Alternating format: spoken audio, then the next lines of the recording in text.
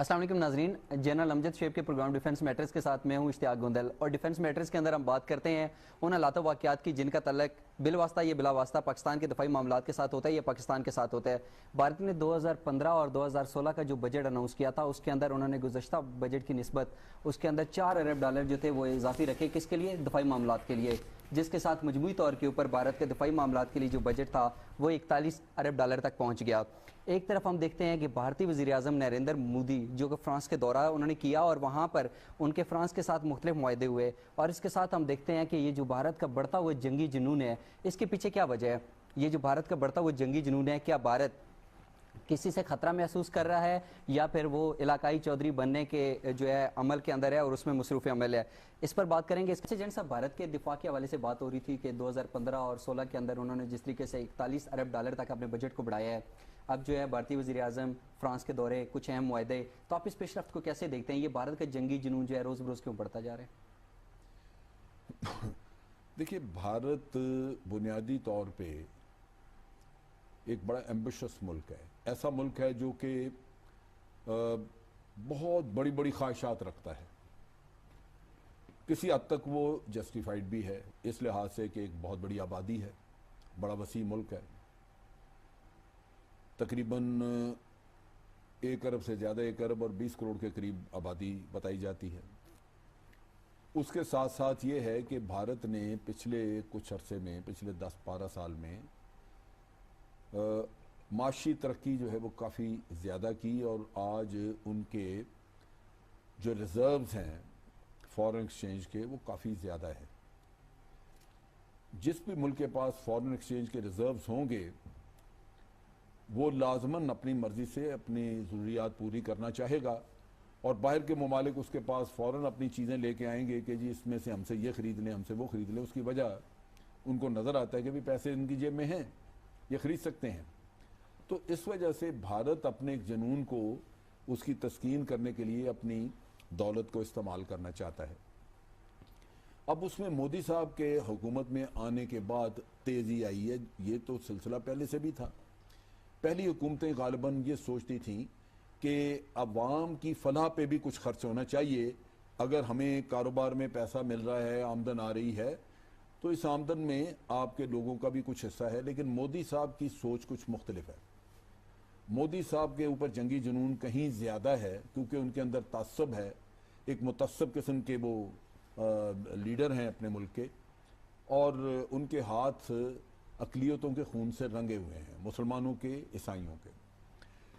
चुनाचे वो इस काम के लिए पिछले 1 साल से सरगर्दा हैं, और उन्होंने ये फ़ैसला किया है कि अगले 10 साल में उन्होंने अपना तमाम इक्विपमेंट, जो कि जिसको अब वो समझते हैं कि वो पुराना है, उसको तब्दील करके मॉडर्न नया इक्विपमेंट लेना है। अच्छा, भारत खतरा किससे महसूस कर रहे हैं?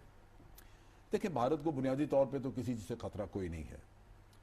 चीन का नाम लेते हैं, लेकिन चीन एक पुरअमन मुल्क है। चीन जंग कहीं भी लड़ने नहीं चाहता। अगर भारत का कोई उनके साथ सरहदी झगड़ा है तो चीन ने बहुत मरतबा कहा है कि जी हम बैठ के इसको गुफ्त शनीद से हल करना चाहते हैं।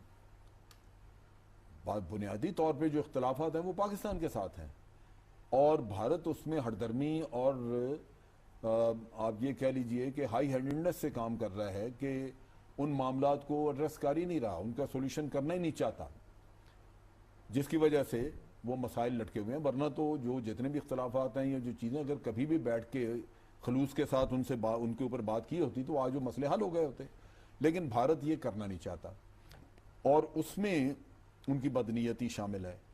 अब वो देखते हैं कि बावजूद इसके वो ये नहीं चाहते, वो कोई ना कोई बहाना लेके गुफ्त शनीद को टाल देते हैं। लेकिन पाकिस्तान भूलता नहीं, और पाकिस्तान अपनी दिफाई तैयारी भी करता है, और पाकिस्तान अपना नाम भी देता है कि जी हमें कश्मीर का मसला हल करना, आपके साथ सरक्रीक का मसला हल करना है, सियाचिन का मसला हल करना है, हमारे साथ बैठे बातचीत करें। जैसे सब सिर्फ नाम लेने से तो मसला हल नहीं होगा। क्या पाकिस्तान ने मुसर अंदाज नहीं, लेकिन में पाकिस्तान इस चीज़ के ऊपर काफ़ी मुसर है। आप जाके मोदी का गिरबान नहीं पकड़ सकते। लेकिन उसके अलावा बाकी आपने देखा, जब कश्मीर में जारियत हुई तो पाकिस्तान ने यूनाइटेड नेशन में को भी चिट्ठी लिखी, और इसके अलावा भारत को मुख्तलिफ ममालिक के सफ़ीरों को इकट्ठा करके ब्रीफिंग दी। पाकिस्तान डिप्लोमेसी में काफ़ी हद तक पिछले कुछ अरसे से पाकिस्तान ने काम किया Effective है और उससे हिंदुस्तान को लाजमन शर्मिंदगी भी हुई है कि मसला हल करने की बजाय आप हर बात पे बहाना लेके तो गुफ्तशनीद रोक देते हैं। अब चीज़ ये है कि चूंकि भारत इन मसाइल को हल नहीं करना चाहता और पाकिस्तान इनको मसाइल को छोड़ नहीं रहा, तो वो ये चाहते हैं कि हम अपना मिलिट्री मसल जो है, अपनी आर्मी, एयरफोर्स और नेवी इतनी बड़ी कर लें, इतनी मजबूत कर लें, इतनी बढ़ा लें कि पाकिस्तान को नज़र आए कि अगर हमारे साथ टक्कर ली तो उनका कुछ नहीं बचेगा। चुनाचे यही एक तरीका है कि जिससे पाकिस्तान उन तमाम इख्तलाफात को, झगड़ों को भूल जाएगा और पाकिस्तान के अवाम को, पाकिस्तान के हुक्मरानों को बार बार ये चीज़ जो है वो दोहराई जाएगी कि अगर आपने कोई मसला हल करने के लिए दाएं बाएं को बात की तो आपका वजूद ख़तरे में होगा। तो इस चीज़ की वजह से पाकिस्तान डर जाएगा और हिंदुस्तान की बालादस्ती भी होगी, हिंदुस्तान का राज होगा हमारे इंडियन ओशन और जैसे सीधा सीधा इलाकाई चौधरी होगा ना। हाँ, तो वो ये चीज़ चाहते हैं, इसके लिए वो मेहनत कर रहे हैं, काम कर रहे हैं। अच्छा, अब इसमें अगले कुछ सालों में वो 130 अरब डॉलर खर्च करना चाहते हैं, कुछ इक्विपमेंट जो कि फौरी तौर पर भी लेना चाहते हैं। उसमें जहाज हैं, 130 अरब डॉलर की जो आपने बात की, ये सारे दफाई मामलात के हवाले से, दफाई, टोटल दफाई पे है, ये इक्विपमेंट खरीदने पे है। देखिए, इस वक्त उनकी जो पॉलिसी